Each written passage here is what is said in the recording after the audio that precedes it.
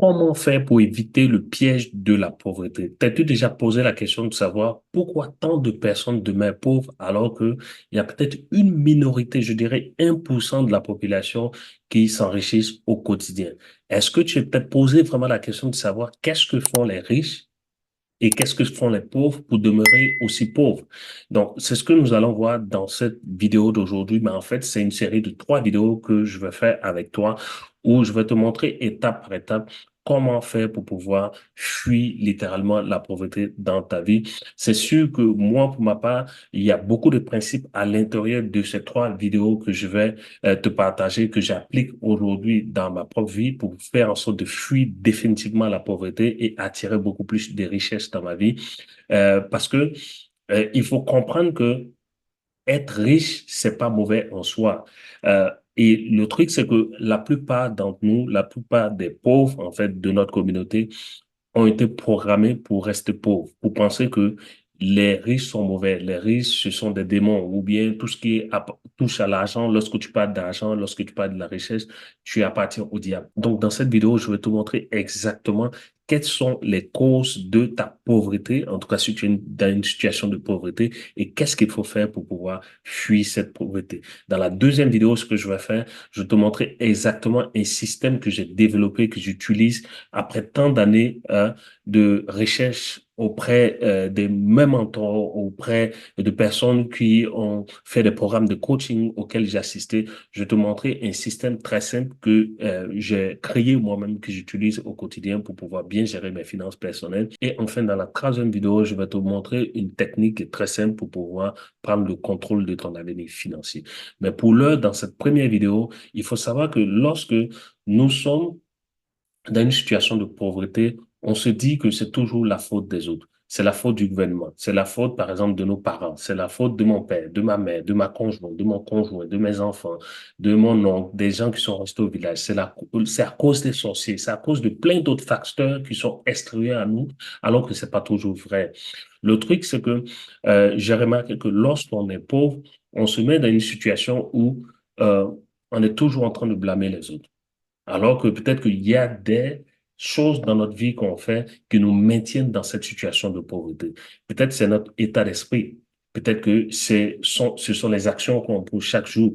D'accord? L'état d'esprit, c'est quoi? C'est le fait de peut-être se laisser embobiner par le système dans lequel nous nous trouvons. Ça peut être par exemple les médias, ça peut être peut-être le gouvernement, ça peut être éventuellement les parents, ce qu'on nous a appris, la culture de l'argent, comment on fait pour pouvoir créer des richesses. Est-ce que dans notre famille, on est beaucoup plus des personnes qui pensent plutôt à épargner de l'argent, à ne pas perdre de l'argent, à avoir peur toujours de dépenser, ou bien on est beaucoup plus des personnes qui sont prêtes à investir. Est-ce que dans notre famille, il n'y a pas cette mentalité où il faut aller forcément échanger son temps contre de l'argent, c'est-à-dire aller travailler pour quelqu'un d'autre pour pouvoir s'enrichir? Est-ce que dans notre famille, euh, la culture, c'est pas que parler d'argent, c'est être un diable ou bien être un démon ou bien c'est de vouloir toujours spolier les autres. Tu vois, il y a toujours cette méfiance par rapport à l'argent, peut-être qui est née du fait que culturellement ou bien de façon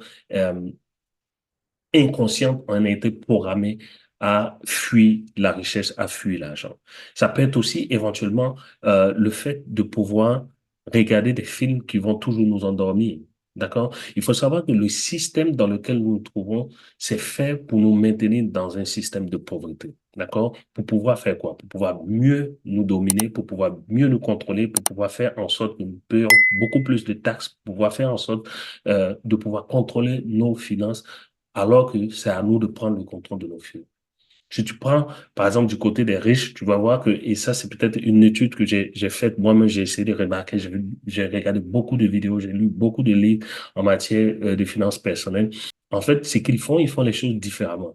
Ils portent beaucoup plus l'attention sur la valeur à apporter dans la communauté que plutôt sur la dépense à faire. C'est-à-dire que qu'est-ce qui va me coûter, par exemple, le fait de pouvoir investir dans un business ou bien de pouvoir peut-être créer mon entreprise ou bien de pouvoir acheter un terrain pour pouvoir et valoriser ce terrain-là.